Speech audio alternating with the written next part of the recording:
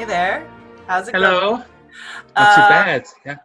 Tell me how to say your name. Since we met over the internet, Well, I don't know how to say. yes. This actually raises a lot of issue when I was actually in a rally, but it's Fuad. But you Fuad. can call me, yeah, but people call me Fu for short because it's usually easier, Okay. like the Foo Fires. Fu. Okay. Yeah, yeah. That's your nickname. My nickname. Okay. All right. So yeah, we sort of met each other online on the Mongol Rally Facebook page, and you had some pretty great stories to tell because you have been to the Mongol Rally before or have done the Mongol Rally. How many times have you done it? Oh gosh, once Oh, just last once. year. Okay. Okay. I think it's more than enough, but yeah. You had a bunch of crazy stories. I can't believe this all happened in one Mongol rally, but I guess which one was Yes. your favorite? The ferret story, I think it's probably the final third of our journey. I think that the moment we had that huge crash, it really changed everything. It was kind of like the time to reach Mongolia and to finish on the closing ceremony because it was actually on my birthday as well, the closing date, and yeah, it just went everything went south, and when it happened, it was in the Russian roads where they had like paved roads. Everything was great. It was a lovely day. Everyone survived the Pimir Highway, so it was kind of like it just came out of nowhere, really. Yeah, Um, tell me what happened again. so okay, so basically we were going through the kind of green mountainsides of Russia. It was a beautiful day. We actually drove past a rainbow, through a rainbow actually, which is pretty much a highlight in itself. But this car basically was on the side and it was slowing down. So we moved in the middle of the road to kind of pass it, and then out of nowhere, it decided to just lean back a little bit and then make a drastic U-turn and cover half the road. And it didn't leave any time for like one of my uh, partners, like Jacob, she was driving. So I just shouted. I just said, shouted brake, and he hit the brake. But unfortunately, it was kind of still going because we had brake issues and we fixed it, but we had to brace for impact. And it was crazy because I just thought, all right, this is it. I don't know what's going to happen. I have to close my eyes and just accept it. And I remember my feet were kind of stretched out on the dashboard because I was in the front. So I kind of leaned the legs in and just kind of braced for it. And yeah, it was crazy. And I remember the first thing that I did was I quickly just got out of the car because you watch a lot of movies, you're thinking, okay, maybe there's an oil leak, maybe this will explode, there's some fire in the front that I don't see. So I went out quickly because behind us, we don't have the doors. So we had to let the back passengers out as well. And one of our teammates didn't have a seatbelt on. And she got a huge concussion because of the accident. And I know it's terrible because usually I'm like the dad of the group. I'm just like, put your seatbelts on all the time. But, sometimes when you're in a journey, you just want to sit back, read a book. You don't want to be kind of always tied down.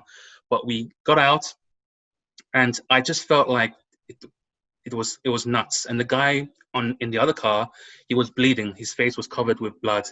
And he came to me in kind of broken English, asked if I was okay. And I was like, dude, I mean, are you okay? Right. Um, so we were waiting for the police, and there was this guy there who actually ended up being a hotel owner that we stayed with for a few days. So that worked out pretty well. And while me and Tucker was taken to the hotel to recover, our other two teammates were separated for questioning, which was really, really odd. Hmm. And we thought, okay, I hope nothing bad's happening. We don't know what's going on. So when they came back, yeah, we totally totaled the car, and we were stuck in this kind of mountain in a village, middle of nowhere. That there was no towing options to come to get us. We couldn't get the car out. Even if we got the parts, the mechanics there, was a small mechanic crew. They said that it might not be fixed even if you wait. So we were like, what do? We were like had less than a week before the finish, and And this has how far happened. away from the finish were you? We were like 2 hours or so away from the Mongolia border to kind Okay. of go into Mongolia to finish it off on the other side of Russia. So we were still in Russia for the first time, but just literally a few hours. We can almost smell Mongolia. Um, and, the whole process took 2 days. So 2.5 days to recover we managed to exchange the broken car for the old Russian Lada, the 34-year-old car. We made the swap. We were really doubting ourselves because there was this huge issue with the tax pay. Because usually the Mongol Rally rules is that don't leave your car in Mongolia or Russia. And we were like, we may have to pay $6,000 to $7,000 if we don't get this car out. We were just so second guessing ourselves. So we bite the bullet. We took the car. We went to the border. Waited 7 hours in anticipation to see if we would get past this border. And then they let us through one by one, and we got through. They recognized the new registration certificate. We had the police report, which was really, really important because that indicated that, we weren't doing it on purpose. We just didn't dump the car, and we got through, but Mongolia rejected us on the other side, which was pretty funny. Pretty epic, actually. Yeah. So what happened when you got rejected then? So basically, it was 6 o'clock in the evening at that point because we waited 7 hours on the Russia side. So Russia was closed, and it wasn't like just a couple of minutes down the road. It was a long drive between the borders, and then Mongolia didn't let us through. So we were in complete lockdown in the border. If I went back to Russia, I couldn't go through Mongolia because I only had a double entry. So the way Tucker explained it, that there's no way to go through this. So I spoke to the customs office and said, look, what do we need? And it says, you need this particular document. So we couldn't do anything that night. So we were outside in the freezing cold. There were passing ralliers, passing us vodka, food, keeping us going because we had no food in the car and we were locked down. So I went in like last ditch effort. I spoke to 4 to 5 only female military officers, really strict, and I said, look, we can't sleep outside. There must be something that you could do. I thought maybe I can charm my way to get us. Like, we couldn't stay in the governmental building, obviously. They couldn't let us roam around. So they said, look, just wait outside half an hour or so, and we'll come out and we'll let you know. So we were just waiting. And when you're preparing yourself for a painful, like, sleep in the car, and you're thinking, you got your layers on, this is not going to work. And they came out and they decided to say, hey, you know what? Give us your passports. And I was, oh, okay. I thought, what's going on? I can't part with my passport. But we gave it to them and they escorted us into Mongolia illegally. Oh my God. Yes. That's amazing. And yeah, we were told that we had to stay in this hostel. So we were literally in hostel arrest, which is fine because at that point I want to get out of the cold. I didn't care. And they say at 9 o'clock in the morning, come directly back into the building. They obviously trust us that we were not going to leave without our passports. And we still had the car keys. And there was a drunk owner, and we gave him some money to buy us alcohol because we really needed it. And we tipped him very well. His wife made some really delicious, I think it was probably horse dumplings, because when you go there, you don't know where the meat's from. So the next morning we woke up and we realized there was snow everywhere. So we thought, thank God we weren't outside because it was crazy. And the door was left open. The snow came into the car. So we had to just empty all the snow. And we stayed another day in the border office until 4 o'clock, from 9 to 4, trying to see if we can contact the driver of the car to give us this note. And then we find out that he's in some kind of mountain trip on holiday. And that was the point where we thought, is this going to be a few hours or is this going to be a few weeks? We didn't know. Right. And we called it in because we all agreed that by 4 o'clock, to prevent being locked down again, we have to go back if we can get this document. And we attempted to go through the customs one more time with the new employees, but we got caught. Like, no, you can't go through. We already told you. And I think, damn, it's worth a shot. So yeah, it was the biggest rejection of our journey because we had to make the U-turn and then try to finish off in around 1 or 2 more days before the closing ceremony to go back into Mother Russia and drive around Mongolia instead. So that's what happened.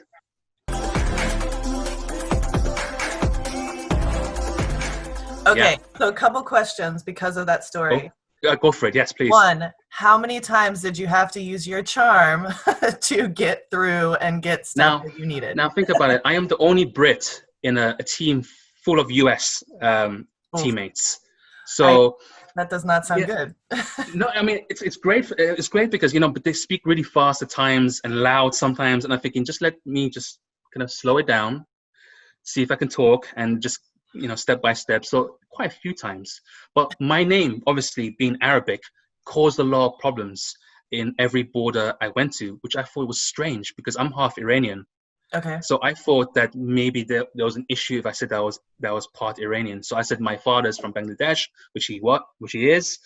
Um, so it was kind of like Maddie, the only female teammate. She had to pretend to be my wife to get through certain borders. Like, hey, hey, honey, like just to make sure that I'm not by myself looking completely dodgy with the beard and the look. So even though I could charm my way through most borders and talk my way out of things, it was causing a lot of problem because I'm British. I've got an Arabic name. Am I a spy? Who are you? Why do you sound like this? So Mm, yeah, it was pretty fun to be told the main question, which is, where's your origins? Where are you from? I yeah. hated that question, but yeah, Yeah. yeah, it was very hard, and especially countries like Armenia, I think, and Georgia, and of course they have like political issues between borders and borders. So you have to be really careful what you say because you Yeah. don't want to That's make one fair. wrong move. Yeah. That's fair, yeah. Well, yeah, so that leads to sort of another question that I want to ask all the guests on the show. But what is one stereotype that follows you around that you would like to combat? And so you've sort of already talked about it, but yeah, expand on that. Yeah, I mean, there was a lot of stereotypes that we had to kind of tackle. Even Maddie, in Turkey, kind of like as a woman driver, or like paying the bill because she would pay and we would pay, we would rotate. So I remember in particular that stereotype of like passing the receipt to us, but Mm, she mm, kind of tried to take it back, mm. and she was very offended at a lot of moments. Pretty much how the stereotype of me being stopped because of my appearances.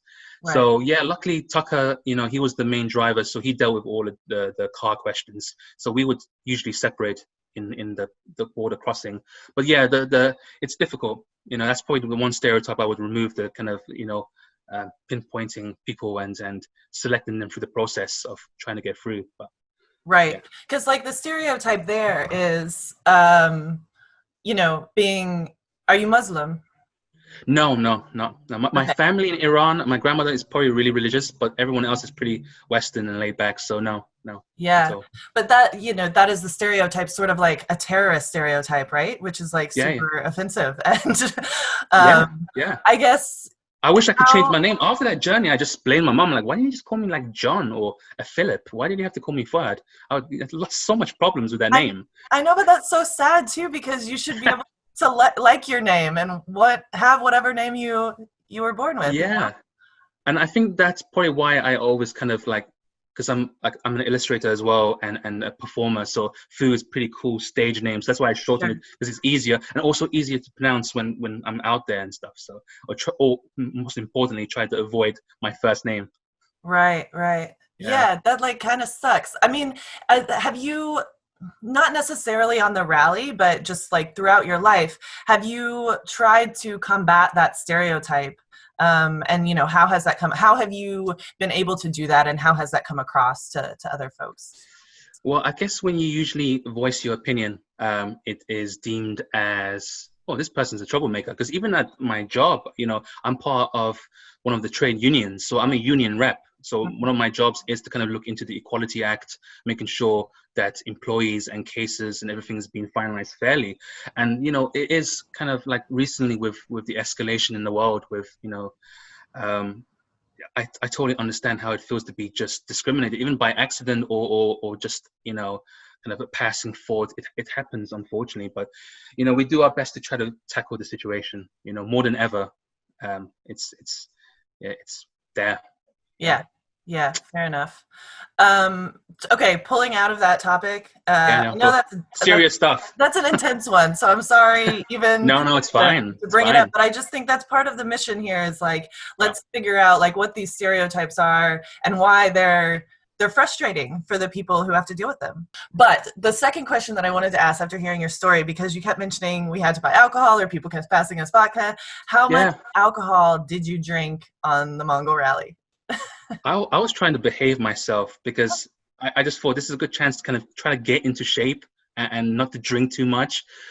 But when you're in certain temperatures and heat, you can drink a lot, and I think our main campaign was more energy drinks side of things. We Okay. tried, yeah, because the thing is, the exciting thing is like going to every petrol station or gas station, trying the snacks, trying the drinks, the alcohol, and but we I just had like a sugary tooth, so energy drinks was my main thing. Okay. But when the ralliers passed by, we were offered a huge like 1 liter bottle of vodka straight up, because everyone recognized us at that point. They knew us as the team that was stuck in the village, and now it's really unfortunately stuck in this border control. And it's kind of it's great because there's a sense of unity. When you're on the road, everyone stops for each other, everyone offers to pass their tools, exchange food, Mm-hmm. and we would do the same thing as well if anyone was in our situation. But yeah, lots of alcohol consumed, and of course the pre-launch parties don't really help on that front either. But hey, it's great. Right, right. It's like I feel like I would get to a point where I was so hungover that I had to drink, and you're in such a state because You you're would in get this along with small my friend car. Maddie. Yeah, yeah. You're in this He was small like that. I car need to with a keep. bunch of Yeah, people, and so you just have to. You're like, to feel comfortable, I need to drink. yeah. No, of course. And you think to yourself, all of these participants from like overseas, all over the world, they will bring in their own kind of drinks from their countries, like this kind of Israeli drink that I forgot the name of was really delicious. So it's a great way to kind of try everything instead of like trying to backpack like you usually do, or go on holiday. So everyone was bringing a piece of their home into the rally. And I know the US teammates, they were really obsessed with Crystal hot sauce. I don't know if you have it where you are, Okay, yeah, but yeah, I think. but they were like, we need to stock up on hot sauce and peanut butter. That was the main. Mhm. That was more important than camping tools Yeah, for peanut my butter team. is such a staple in the US. It's not so much anywhere else, I don't feel like. Yeah, Um, and I think to myself, we can get this. I'm sure we can get this, but there's a lot of parts where we couldn't. So you never know. yeah, But and it's and plot twist or spoiler alert: I don't actually drive. oh, okay. So I you don't have a license. okay. I drove an automatic for the first time in Turkmenistan, which is a dictatorship country, and I am there illegally driving through the sand dunes. Um, so yeah, it was interesting, our team, because one could only do automatic, one can do manual on both, and me, I'm just like I'm everything else: the social media stuff, the video stuff, everything else in between. Okay. And there's like a little group of us, the non-drivers of the Mongol Rally 2019. So there's a group. It's not just me, and yeah, I mean, I just never thought that we would do something incredible like this. And there is early talks that the team want to go out to do Africa next year. So who Oh, knows? yeah. Maybe I might be out there with you, just going all the way south instead. That would But yeah, be amazing. Yeah. But when you drove, like, were you a good oh driver? yeah. Well, I mean, I braked a few times according to the guys. I was kind of moving up and down, but Oh, yeah. after that, it was just smooth sailing. I'm thinking, I got this. But I couldn't. If I had the chance to go through Mongolia, that was when I could have drove more, because there's police everywhere on checkpoints in the motorway. I mean, if I told you how many times we were stopped, I mean, you wouldn't believe it. So for that Well, wait, reason, tell you. for that reason, I couldn't. I mean, they would let me, but we didn't want to get into serious trouble. So yeah. How you got stopped a lot? Like how many times? Dozens? I mean, that last Tour de Force drive from the Mongol border where we had to go straight into the Hmm. finishing line, I think we were stopped an incredible 5 to 6 times just on that drive alone. And I remember in Prague, in the launch party, we were stopped for one of the first times with armed police officers with guns and stuff. And we were like, well, okay, well, so this is something to look forward to. And you're going to get stopped so many times. Get ready to bribe or have the extra dollars somewhere in the car just in case. You never know. So why did they stop you? Why? Why were the reasons that they Because I stopped mean, you see a couple of gringos, which is what they call it out there. A couple of like foreigners in this rundown Nissan Micra, and God knows everyone else's cars, driving through their country with all these stickers, and it just draws a lot of attention. you? Hmm. Plus, with a lot of the police, it's kind of a target for kind of getting maybe money or a fine, or try to catch you Okay. off guard. And Okay. and sometimes when we passed the border, I remember that there was a police down in the Bulgaria border that was trying to catch us, and so we messaged everyone back behind us in the convoy, get ready. You need a paper in the border office to kind of say that you've got this particular stamp that you won't be Mm-hmm. stopped or charged. So that's usually what's cool about the Mongol Rally. You just give everyone the heads up down the road. There's an officer here. Just be careful, slow down, mainly. Ah, Yeah, interesting. Yeah, yeah. you know, I had visions of doing the Mongol Rally solo, because it's been like about Okay. 3 years since I heard about the Mongol Rally, and then since I've been like, I got to do this. I just got to like We jump met, off. yeah, we met someone that did it solo. Yeah, it's I I just feel like it's yeah, just like I'm not going to do it. I have one teammate now who's going to do it with me yeah, next year, and we're looking for maybe one or two others. Um, the thing is, it feels more worrisome because I'm a woman. Like in those bribe situations, yeah. yeah, it just becomes like a scarier proposition. Um, and maybe like it Well, yeah. shouldn't be, but it feels like it would be. It's always, yeah, it is always intimidating. You always have those kind of stories that you hear, for women or for guys, or like, it's just um it's a difficult situation because you never know what will happen when you're out there, Right. and not to not scare you or anything, but it's always good to have teammates. And usually if you were by yourself, you can always join a convoy of 5 or 6 other cars and stay with them, and usually you're never by yourself. And Yeah. usually if there's a car that's having issues or any kind of concerns, they would park in the middle of us and drive. So we in the back, someone's in the front, and they will be in the middle. And there's a sense of security there. So I wouldn't necessarily feel too fearful, but obviously with everything else, with like the finance and the petrol, if you have a couple of teammates there to help you and rotate, yeah, that's even better.